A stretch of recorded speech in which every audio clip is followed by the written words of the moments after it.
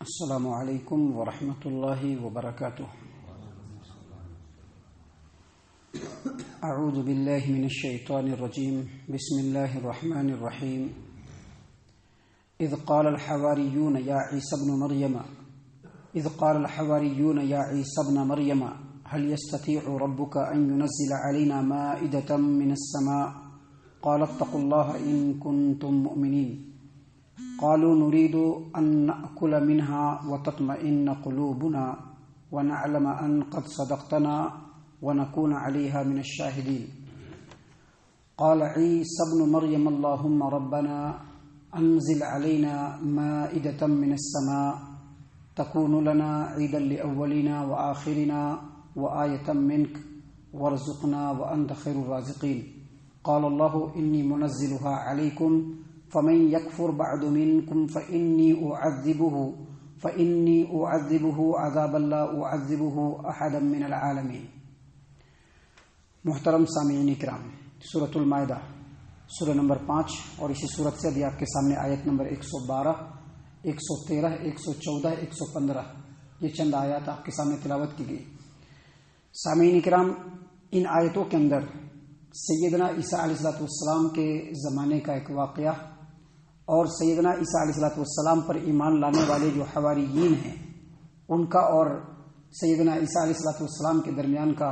Dialogue, مکالمہ اور بات چیت ہے، جس کو اللہ تبارک و تعالیٰ نے ان آیتوں کے اندر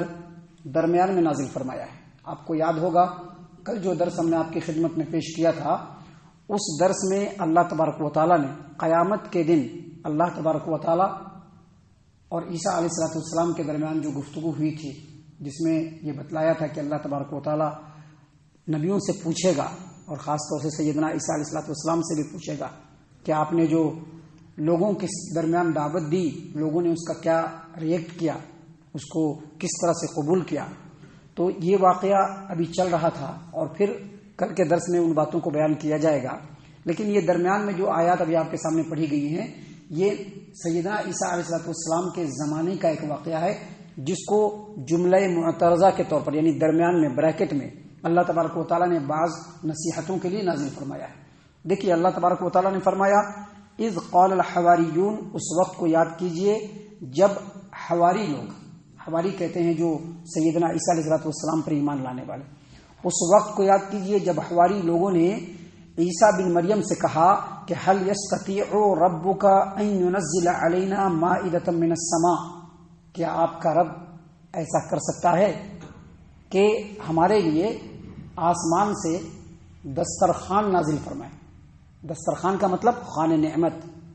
سامعین کرام، یہاں پر دسترخوان کا جو ترجمہ ہم نے کیا ہے وہ المائدہ، جو یہاں پر سورۃ المائدہ ہے نا، مائدۃ من السماء، آسمان سے ہمارے لیے دسترخوان نازل اللہ تبارک و تعالیٰ کر سکتا ہے. کیا آپ کے رب میں ایسی قدرت ہے؟ محترم سامعین کا، جو مائدہ یا المائدہ، اس کا مطلب ہوتا ہے سینی، جو بڑا پلیٹ ہوتا ہے، جو ہمارے یہاں بھی رکھا ہوا ہے، سینی یا بڑا ٹرے یا اس طرح کا بڑا پلیٹ جس میں مختلف قسم کے کھانوں کو چن کر کے رکھا جاتا ہے. ابھی ہمارے یہاں مہمان آتا ہے تو بڑے ٹرے کے اندر چاول بھی رہتا ہے، اندر سبزی بھی رہتی ہے، چاکھنا بھی رہتا ہے، سالنا بھی رہتا ہے، دوسری چیزیں بھی رہتی ہیں. تو ایسے ہی بڑے ٹرے کو، بڑی سینی کو مائدہ کہا جاتا ہے، اور اسی لیے اس کا ترجمہ دسترخوان سے بھی کیا جاتا ہے، کیونکہ جب دسترخوان لگتا ہے تو اس پر کھانے چنے ہوئے ہوتے ہیں.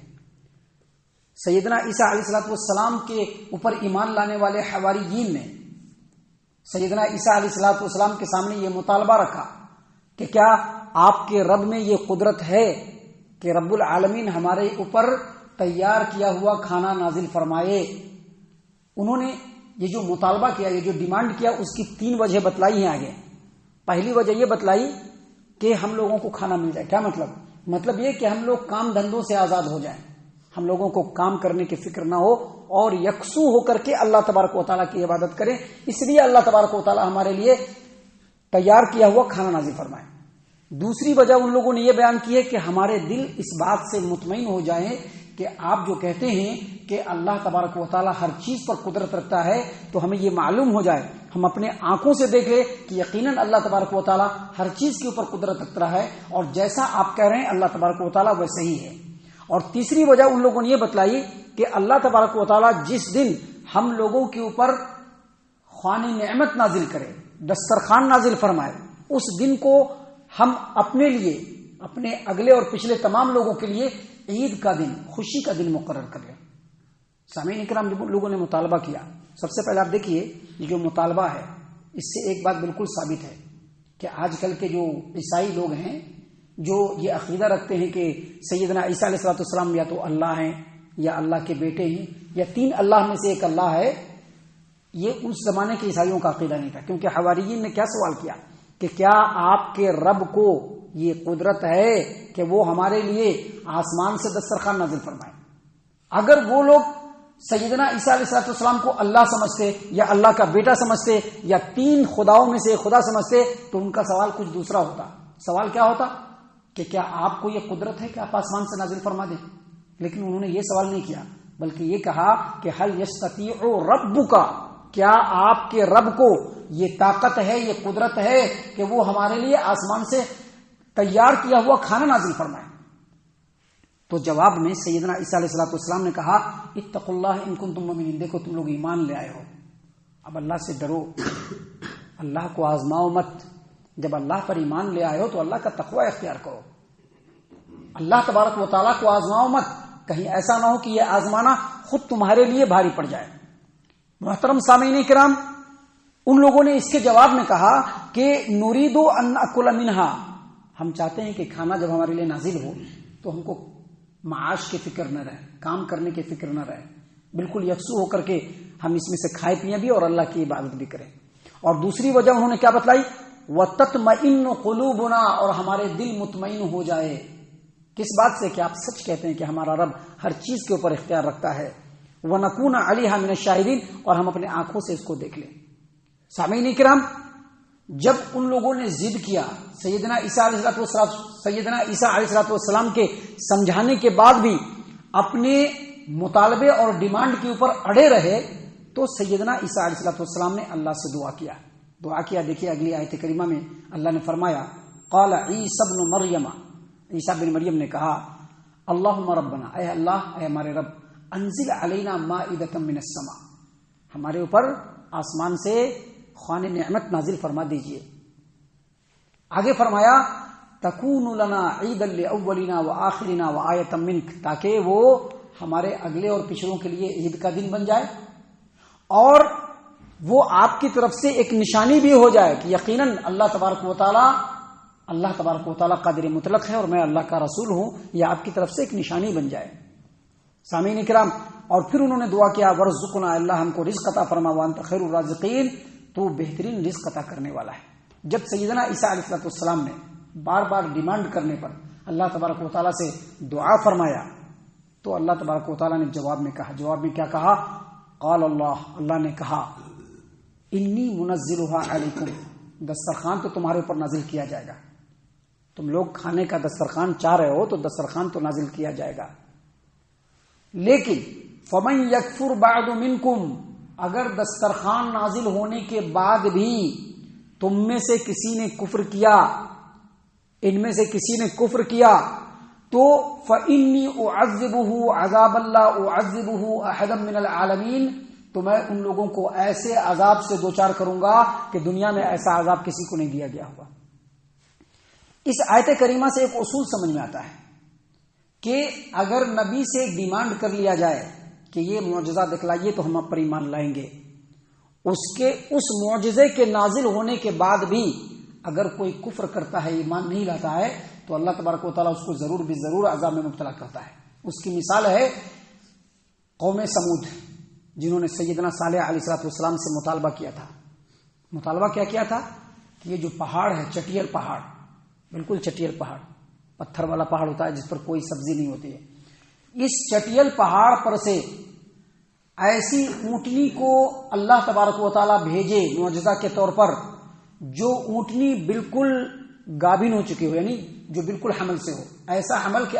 حمل اب تب میں ہو جائے گا، بالکل ایسی گابن اونٹنی ہونی چاہیے کہ اب تب میں اس کو ڈلیوری ہو جائے گی۔